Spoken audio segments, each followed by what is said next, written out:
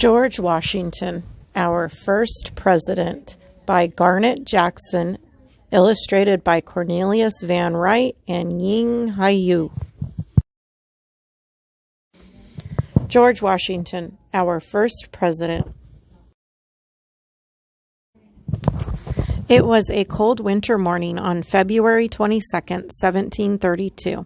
This was more than 200 years ago. Inside a Virginia farmhouse where it was warm and cozy, a special baby boy was born. The baby's name was George Washington. As little George grew up, he loved the farm and all of the animals. He loved his horse best of all.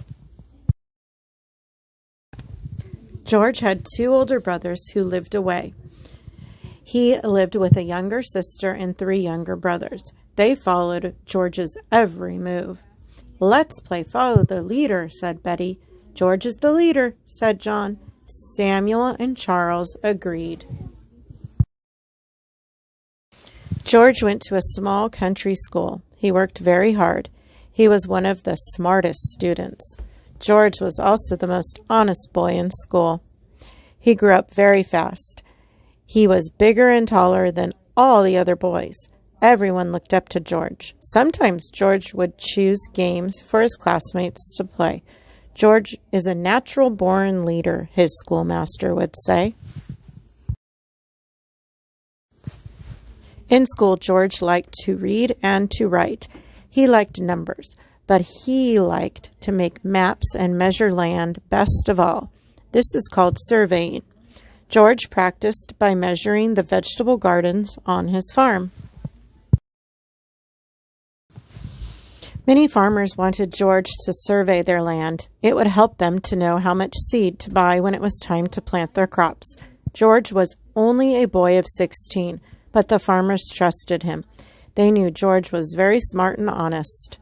"He will do a perfect job," one farmer said to another. George's big brother Lawrence took him on a surveying trip in the Virginia wilderness. They stayed many cold and rainy nights. There were many wild animals. George learned how to take care of himself in the woods. Living in the wilderness helped George to become an even greater leader. When he was only 20 years old, he became a major in the Virginia Army. In 1754, a war broke out. French settlers and Native Americans in the Ohio Valley would not let the English settlers have farms there. George Washington was called to help the English settlers. He was now Colonel Washington. He led the English soldiers, and they won the war. Everyone looked up to Colonel Washington.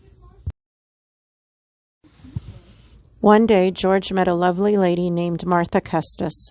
She was a widow with two children. They fell in love and were married in 1759. George and Martha Washington moved into a beautiful mansion in Mount Vernon, Virginia. They had many parties, laughter, and fun in their home.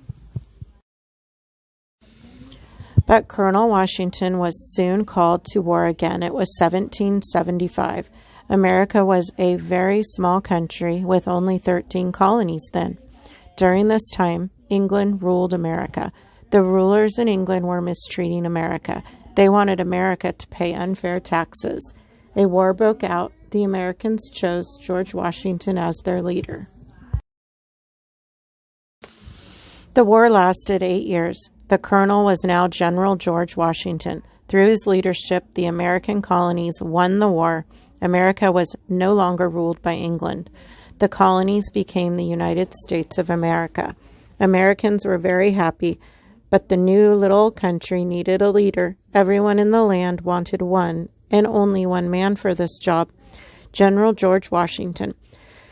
So they made him the first president of the United States of America on April 30th, 1769. On the day of his inauguration, President George Washington rode on a beautiful white horse on his way to the ceremony. "Hooray!" People cheered when President Washington stood before them to give his speech. Some people cried with joy.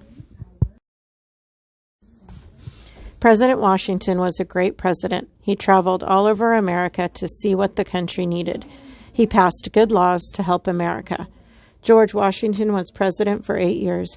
Afterwards, he went back to his home in Mount Vernon. He enjoyed good times and laughter again with Martha, his family, and friends. Americans will never forget the first president of their land.